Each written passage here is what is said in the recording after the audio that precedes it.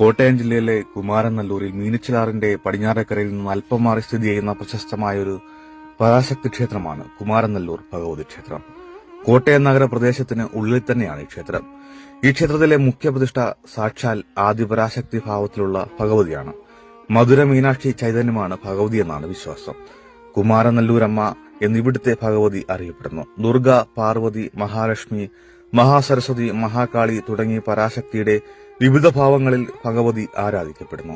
ഉപദേവതകളായ ശിവൻ, ഗണപതി, ശാസ്താവ്, ഭദ്രകാളി, നാഗദേവങ്ങൾ എന്നിവർക്കും പ്രതിഷ്ഠകളുണ്ട്. കേരളത്തിലെ 108 ദുർഗാലയങ്ങളിൽ ഒന്നാണ് ഈ ക്ഷേത്രം. ഈ ക്ഷേത്രത്തിന് 2400 വർഷത്തിൽ പരം പഴക്കമുണ്ടെന്ന് വിശ്വസിക്കപ്പെടുന്നു. എന്നാൽ ക്ഷേത്രം ചേരമാൻ പെരുമാളുടെ കാലത്ത് നിർമ്മിച്ചിട്ടുള്ളൂവെന്ന് കണക്കാക്കപ്പെടുന്നു. ക്ഷേത്രത്തിന്റെ പഴക്കവും ചുവർ ചിത്രങ്ങളും ഐതിഹ്യങ്ങളിലുള്ള പരാമർശങ്ങളും ക്ഷേത്രത്തിന്റെ പ്രത്യേകതകളാണ്. വൃശ്ചിക മാസത്തിൽ രോഹിണി നാളിൽ ആറാട്ട് വരത്തക്ക വിധത്തിൽ നടത്തപ്പെടുന്ന 10 ദിവസത്തെ ഉത്സവവും ഇതിനിടയിൽ വരുന്ന തൃക്കാർത്തികയുമാണ് ക്ഷേത്രത്തിലെ പ്രധാന ആണ്ടുവിശേഷങ്ങൾ.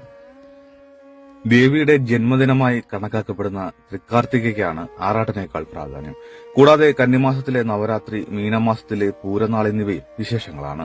കേരള ഊരാൺമ ദേവസ്വം ബോർഡാണ് ക്ഷേത്രഭരണം നടത്തുന്നത്. കൊട്ടാരത്തിൽ ശങ്കുണ്ണിയുടെ ഐതിഹ്യമാലയിൽ പറയുന്ന പ്രസിദ്ധമായ ഒരു കഥയാണ് ഈ ക്ഷേത്രത്തിന്റെ ഉത്ഭവത്തിന് കാരണമായി പറയപ്പെടുന്നത്. അതിങ്ങനെയാണ്: ഒരിക്കൽ മധുര മീനാക്ഷി ക്ഷേത്രത്തിൽ ഭഗവതിക്ക് ചാർത്തിയിരിക്കുന്ന മുക്കുത്തി മോഷണം പോയി. എങ്ങനെയാണത് പോയതെന്ന് ആർക്കും മനസ്സിലായില്ല. വിവരം വന്ന് മധുര ഭരിച്ചിരുന്ന പാണ്ഡ്യരാജാവിന് വിവരം കിട്ടിയപ്പോൾ അദ്ദേഹം അന്വേഷണത്തിന് ഉത്തരവിട്ടു. പല സ്ഥലങ്ങളിലായി അന്വേഷിച്ചിട്ടും മൂക്കുത്തി തിരിച്ചു കിട്ടിയില്ല. ഒടുവിൽ ക്ഷേത്രത്തിലെ ശാന്തിക്കാരനറിയാതെ മൂക്കുത്തി പോകില്ലെന്ന് രാജാവ് തീർച്ചപ്പെടുത്തി. യഥാർത്ഥത്തിൽ ശാന്തിക്കാരൻ നിരപരാധിയായിരുന്നു. എങ്ങനെ മൂക്കുത്തി പോയെന്ന് അദ്ദേഹത്തിന് വിവരമുണ്ടായിരുന്നില്ല. എന്നാൽ ഇതൊന്നും മനസ്സിലാക്കാതെ രാജാവ് ശാന്തിക്കാരനെ വിളിച്ചു വരുത്തി ചോദ്യം ചെയ്യാൻ തുടങ്ങി. മണിക്കൂറുകളോളം ചോദ്യം ചെയ്യൽ തുടർന്നെങ്കിലും എങ്ങനെ പോയെന്ന് പറയാൻ ശാന്തിക്കാരന് കഴിയുന്നുണ്ടായിരുന്നില്ല. അവസാനം 40 ദിവസത്തിനകം മൂക്കുത്തിയുമായി തിരിച്ചു വരണമെന്നും അല്ലാത്തപക്ഷം ശാന്തിക്കാരനെ തലയറുത്ത് കൊല്ലുമെന്നും രാജാവ് ഉത്തരവിട്ടു. വ്യസനത്തോടെ ശാന്തിക്കാരൻ കൊട്ടാരം വിട്ടു. മൂക്കുത്തിക്കായി അദ്ദേഹം പല സ്ഥലത്തായി അലിഞ്ഞു തിരിഞ്ഞു നടന്നെങ്കിലും എവിടെയും കണ്ടെത്താനായില്ല. ഒടുവിൽ 39-ാം ദിവസമായി. പിറ്റേ ദിവസം തന്റെ തലപോകുമല്ലോ എന്നാലോചിച്ച ശാന്തിക്കാരൻ അതീവ ദുഃഖിതനായി അന്നത്തെ ദിവസം കഴിച്ചുകൂട്ടി. അന്ന് രാത്രി അദ്ദേഹം ഉറങ്ങുന്ന സമയത്ത് അദ്ദേഹത്തിന് ഒരു സ്വപ്ന ദർശനമുണ്ടായി. അതീവ സുന്ദരിയായ ഒരു യുവതി തന്റെ അടുത്ത് വന്ന് ഇനി ഇവിടെ താമസിച്ചാൽ ആപത്താണെന്നും അപ്പോൾ കാവൽക്കാരെല്ലാം ഉറക്കമായതിനാൽ വല്ല ദിക്കിലും പോയി രക്ഷപ്പെടാമെന്നും പറയുന്നതായിട്ടായിരുന്നു സ്വപ്ന ദർശനം. കണ്ണു തുറന്നു നോക്കിയപ്പോൾ ശാന്തിക്കാരൻ ആരെയും കണ്ടില്ല. ഇത് സാക്ഷാൽ ജഗദംബികയുടെ അരുളപ്പാടാണെന്ന് വിചാരിച്ച അദ്ദേഹം ഉടനെ അവിടെ നിന്ന് പുറത്തിറങ്ങി ഓടാൻ തുടങ്ങി. ആ സമയത്ത് സ്വപ്നത്തിൽ വന്ന യുവതി വീണ്ടും അദ്ദേഹത്തിന് മുന്നിൽ പ്രത്യക്ഷയാകുകയും താനും കൂടെ വരികയാണെന്ന് അറിയിക്കുകയും ചെയ്തു. തുടർന്ന് അവർ ശാന്തിക്കാരന്റെ മുന്നിലായി ഓടിത്തുടങ്ങി. അന്ന് അമാവാസിയായിരുന്നുവെങ്കിലും അവരുടെ ശരീരശോഭയും ധരിച്ചിരുന്ന ആഭരണങ്ങളുടെ പ്രകാശവും കാരണം ശാന്തിക്കാരന് വഴി വ്യക്തമായി കാണാൻ കഴിയുമായിരുന്നു. കുറച്ചു ദൂരം ചെന്നപ്പോൾ ആ സ്ത്രീ അപ്രത്യക്ഷയായി. അപ്പോൾ വഴി പൂർണ്ണമായും ഇരുട്ടിലായി. ശാന്തിക്കാരൻ എങ്ങനെയൊക്കെ തപ്പിത്തടഞ്ഞ് വഴിയിൽ ഒരിടത്തെത്തി. രാജാവിന്റെ ഭടന്മാർ വന്ന് തന്നെ പിന്തുടർന്നു വരാൻ സാധ്യതയുണ്ടെന്നതിനാൽ ഭയമുണ്ടായിരുന്നുവെങ്കിലും വിശ്രമിക്കാതെ നിവർത്തിയില്ലെന്ന് തോന്നിയ അദ്ദേഹം ആ സമയത്ത് പെട്ടെന്നുണ്ടായ ഇടിമിന്നലിന്റെ വെളിച്ചത്തിൽ ഒരു വഴിയമ്പലം കണ്ടെത്തുകയും തോളത്തുണ്ടായിരുന്ന 2ാം മുണ്ട് വിരിച്ച ശേഷം അവിടെ കിടന്നുറങ്ങുകയും ചെയ്തു. അക്കാലത്ത് ചേരദേശം വാണിരുന്ന ചേരമാൻ പെരുമാൾ ഇന്നത്തെ കോട്ടയം ജില്ലയിൽ വൈക്കത്തിനടുത്തുള്ള ഉദയനാപുരത്ത് ഭഗവതിക്കും കുമാരനല്ലൂർ എന്നിപ്പോൾ അറിയപ്പെടുന്ന സ്ഥലത്ത് സുബ്രഹ്മണ്യനും ക്ഷേത്രങ്ങൾ പണിയിച്ചുകൊണ്ടിരിക്കുകയായിരുന്നു. നേരത്തെ പറഞ്ഞ വഴിയമ്പലത്തിൽ കിടന്നുറങ്ങിയ ശാന്തിക്കാരൻ പിറ്റേന്ന് ഉണർന്നത് കുമാരപുരത്ത് പണി നടന്നുകൊണ്ടിരുന്ന സുബ്രഹ്മണ്യസ്വാമി ക്ഷേത്രത്തിലാണ്.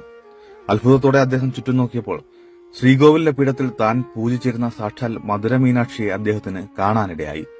തന്നെ പിന്തുടർന്നു വന്ന സുന്ദരി സാക്ഷാൽ ജഗത്മാതാവാണെന്ന് മനസ്സിലാക്കിയ അദ്ദേഹം അമ്മയെ സാഷ്ടാംഗം പ്രണമിച്ചു. തുടർന്ന് അദ്ദേഹം അവിടെ കൂടിയിരുന്ന എല്ലാവരോടും മധുര മീനാക്ഷി ശ്രീലകത്ത് കൂടിയുണ്ടെന്നും കുമാരനല്ല ഊരില്ലെന്നും വിളിച്ചു പറഞ്ഞു. നാട്ടുകാർ ഒന്നൊന്നായി ഓടിക്കൂടി നോക്കിയപ്പോൾ അവർക്ക് ശ്രീലകത്ത് ആരെയും കാണാനുണ്ടായിരുന്നില്ല. ഭക്തോത്തമനും ശുദ്ധഹൃദയനുമായ ആ ശാന്തിക്കാരന് മാത്രമാണ് ഭഗവതിയെ കാണാൻ ഉണ്ടായിരുന്നത്. ശാന്തിക്കാരന്റെ വാക്കുകൾ കേട്ട നാട്ടുകാർ അദ്ദേഹത്തിന് ഭ്രാന്താണെന്ന് സംശയിച്ച് അദ്ദേഹത്തെ മർദ്ദിച്ചു. വിവരമറിഞ്ഞ് ക്ഷേത്രത്തിലെത്തിയ ചേരാമാൻ പെരുമാൾക്കും ശ്രീലകത്ത് ആരെയും കാണാനുണ്ടായിരുന്നില്ല. ശാന്തിക്കാരൻ തന്നെ തൊട്ടുകൊണ്ട് നോക്കാൻ പെരുമാളോട് ആവശ്യപ്പെടുകയും അദ്ദേഹം തൻ പ്രകാരം ചെയ്യുകയും ചെയ്തപ്പോൾ അദ്ദേഹത്തിന് ശ്രീലകത്ത് ഭഗവതിയെ കാണാനിടയായി. ഇതെങ്ങനെ സംഭവിച്ചെന്ന് പെരുമാൾ ചോദിച്ചപ്പോൾ തനിക്ക് നേരിട്ട അനുഭവങ്ങളെല്ലാം ശാന്തിക്കാരൻ അദ്ദേഹത്തെ അറിയിച്ചു. സംഭവങ്ങൾ കേട്ട പെരുമാൾ അത്ഭുതവാഹനായെങ്കിലും ഭഗവതിക്ക് താൻ യാതൊന്നും കൊടുക്കില്ലെന്നും ദേവി പ്രതിഷ്ഠയ്ക്ക് നിർദ്ദേശിച്ച ഉദയനാപുരത്ത് താൻ സുബ്രഹ്മണ്യനെ പ്രതിഷ്ഠിക്കാൻ പോവുകയാണെന്നും അദ്ദേഹം അറിയിച്ചു. ഉടനെ പെരുമാൾ ഉദയനാപുരത്തേക്ക് പുറപ്പെട്ടു. ഉദയനാപുരത്തേക്ക് പോകുന്ന വഴിയിൽ ഒരു സ്ഥലത്തെത്തിയപ്പോൾ അതികഠിനമായ മൂടൽമഞ്ഞുണ്ടാകുകയും പെരുമാൾക്കും സേവകർക്കും കണ്ണു കാണാതാകുകയും അവർ വഴിതെറ്റി അലയാൻ തുടങ്ങുകയും ചെയ്തു. അപ്പോൾ അദ്ദേഹത്തിന്റെ ഒരു സേവകൻ ഇത് ദേവീകോപം മൂലമാണെന്നും അതിനാൽ ദേവിയെ പ്രീതിപ്പെടുത്തുവാൻ ആരാധനകർമ്മം നടത്തണമെന്നും അദ്ദേഹത്തോട് പറഞ്ഞു. ഭഗവതിക്ക് ശക്തിയുണ്ടെങ്കിൽ അവിടെ കൂടിയിരിക്കുന്ന മഞ്ഞു മുഴുവൻ മാറിപ്പോകട്ടെ എന്നായിരുന്നു പെരുമാളുടെ മറുപടി. ഉടനെ മഞ്ഞു മുഴുവൻ മാറിപ്പോയി. ആ സ്ഥലം തന്മൂലം മഞ്ഞൂരെന്നും പിന്നീട് അത് ലോപിച്ച് മാഞ്ഞൂരെന്നും അറിയപ്പെട്ടു. ഒരുപാട് കാലം മാഞ്ഞൂർ ദേശം കുമാരനല്ലൂർ ദേവസ്വം വകയായിരുന്നു. തുടർന്ന് ദേവീക്ഷേത്രത്തിൽ തിരിച്ചെത്തിയ അദ്ദേഹം അവിടെ പ്രതിഷ്ഠയ്ക്ക് വെച്ചിരുന്ന സുബ്രഹ്മണ്യ വിഗ്രഹം ഉദയനാപുരത്തേക്ക് കൊണ്ടുപോകാൻ ഉത്തരവിടുകയും നിശ്ചിത മുഹൂർത്തത്തിൽ തന്നെ അവിടെ പ്രതിഷ്ഠിക്കുകയും ചെയ്തു. തുടർന്ന് ഉദയനാപുരത്ത് പ്രതിഷ്ഠിക്കാൻ നിർദ്ദേശിച്ചിരുന്ന ദേവി വിഗ്രഹം അപ്പോഴേക്കും കുമാരനല്ലൂർ എന്ന സ്ഥലത്തെത്തിക്കുകയും ചെയ്തു. എന്നാൽ ആ ദേവി വിഗ്രഹം ഉടനെ വന്നു ചേരുന്ന അധികം കഴിയും മുമ്പേ പെരുമാൾക്ക് ഒരു അറിവ് കിട്ടുകയുണ്ടായി. പുതിയ വിഗ്രഹം ഉണ്ടാക്കാൻ ദിവസങ്ങൾ തികയില്ല. പ്രതിഷ്ഠയ്ക്ക് ഉചിതമായൊരു മുഹൂർത്തം ഇനി ഉണ്ടാകാനും പാട്. ദുഃഖിതനായ അദ്ദേഹം താൻ മഞ്ഞുകൊണ്ടതെല്ലാം വെറുതെ ആയല്ലോ എന്നാലോചിച്ച് കിടന്നുറങ്ങി.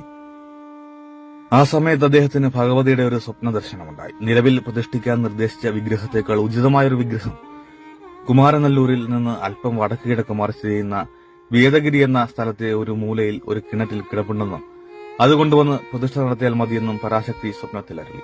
കണ്ണു തുറന്നു നോക്കിയപ്പോൾ പെരുമാൾ ആരെയും കണ്ടില്ല. എങ്കിലും ഇത് സത്യമാണോ എന്നറിയാൻ പെരുമാൾ ഏതാനും സേവകരോടൊപ്പം വേദഗിരിയിലെത്തി. അവിടെ മുഴുവൻ കാട് പിടിച്ചു കിടക്കുകയായിരുന്നു. ആ കാടെല്ലാം വെട്ടിത്തെളിച്ച് നോക്കിയപ്പോൾ അവിടെ ഒരു കിണർ കാണാനിടയായി. പെരുമാളിന്റെ സേവകരിൽ ഒരാൾ അതിലിറങ്ങി തപ്പിയപ്പോൾ അഞ്ജനശിലയിൽ തീർത്തതും ലക്ഷണമൊത്തതും കേടുപാടുകളൊന്നുമില്ലാത്തതുമായ ഒരു ഭഗവതി വിഗ്രഹം കണ്ടുകിട്ടി.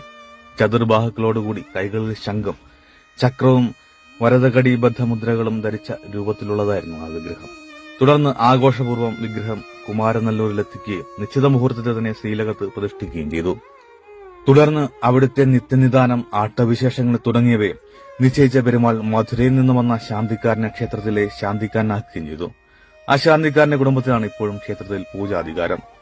മധുരയിൽ നിന്ന് വന്ന ശാന്തിക്കാരന്റെ പിന്മുറക്കാരായതിനാൽ ആ കുടുംബം മധുര ഇല്ല എന്നറിയപ്പെടുന്നു. സർവൈശ്വര്യദായിനിയായ ആ പരാശക്തി കുമാരനല്ലൂരമ്മ എന്ന് വിശ്വാസികൾക്കിടയിൽ അറിയപ്പെടുന്നു.